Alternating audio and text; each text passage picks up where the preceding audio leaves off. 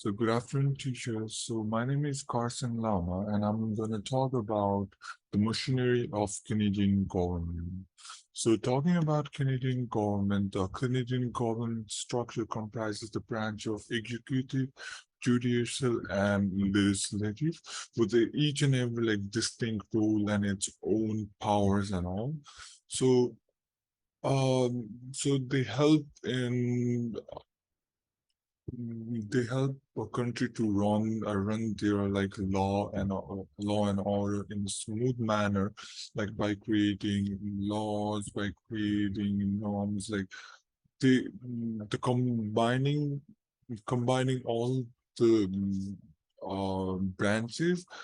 It it helps to make a place livable and in a safe way. So talking about importance of understanding the machinery of government is understanding the machinery of government is essential as it enables citizens to participate actively in the democratic process and make uh, informed decisions about governance. So the this understanding helps ensure accountability, tranquility, and effective or governance actually.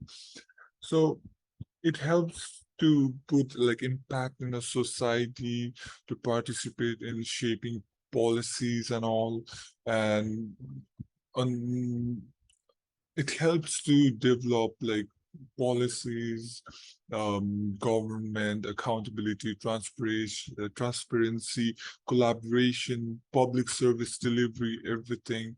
So it enables individual and organization to navigate government process, advocate for reform, and participate. Right?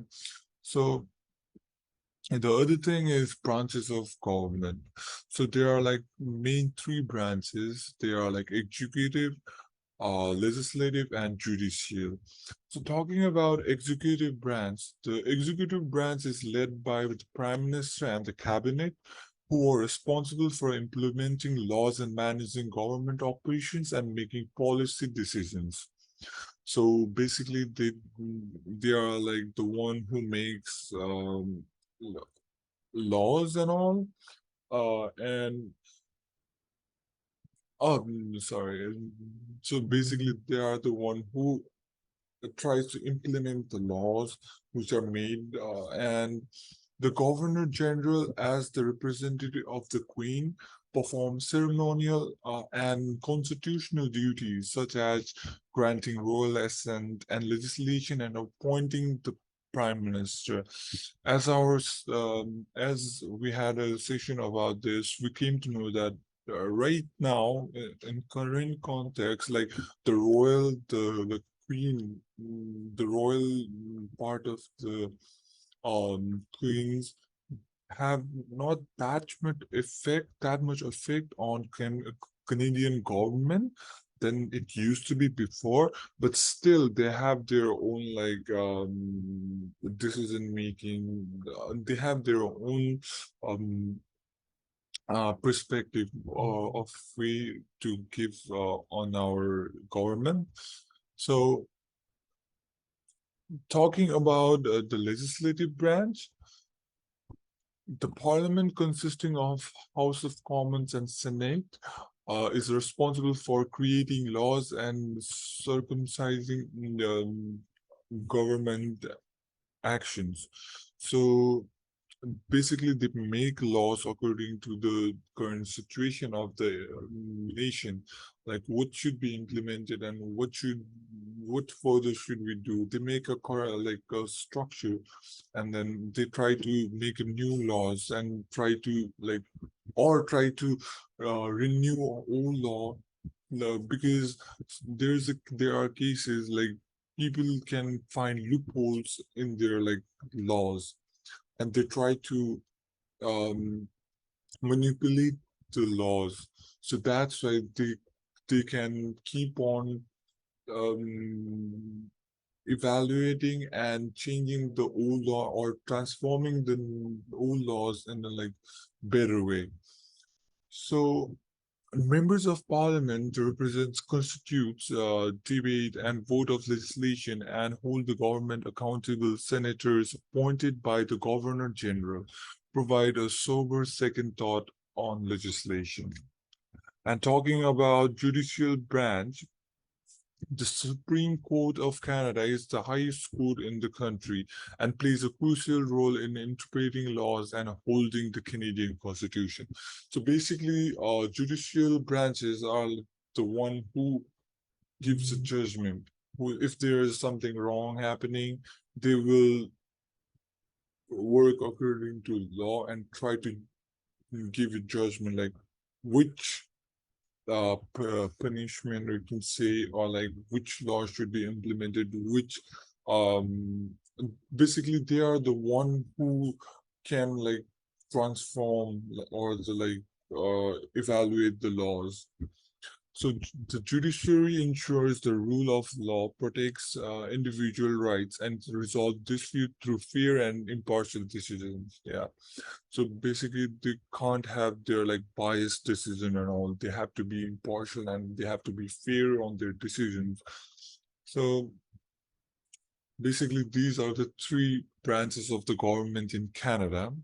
So talking about the intergovernmental relation in Canada, there are like federal, provincial, territorial relation, which involves cooperation and coordination between the federal government and provincial governments on shared policy areas such as healthcare and education and all.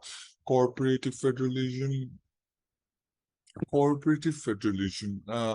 Talking about cooperative federalism, it's like joint decision making between different level of government to address complex challenges and achieve common goals, and interaction with indigenous community.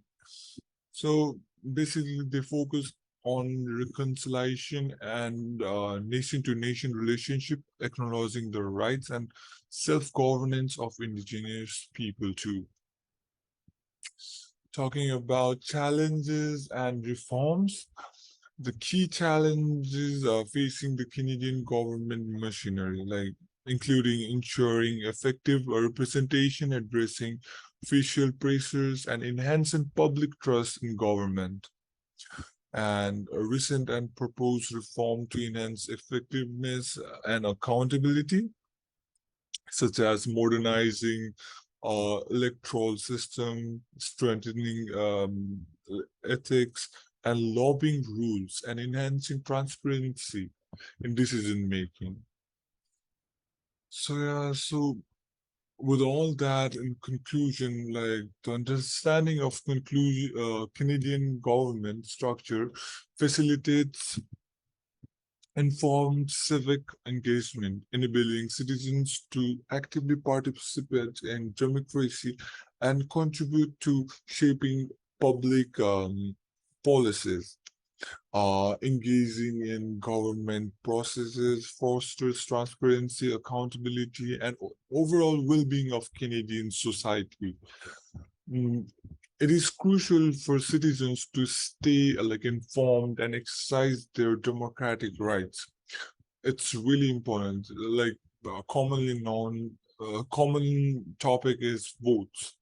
It's like common rights. Like people should be aware of that. Voting is like one of the biggest right we carry. Well, like many people have fought for that right, and we have to use in a good way. Like, and we have to utilize that. We shouldn't like let that right in like we shouldn't waste that right. So it's really crucial for citizens to stay informed and work collectively to strengthen and improve the machinery of the government. So that's it for today. Thank you so much. This is Carson. Thank you.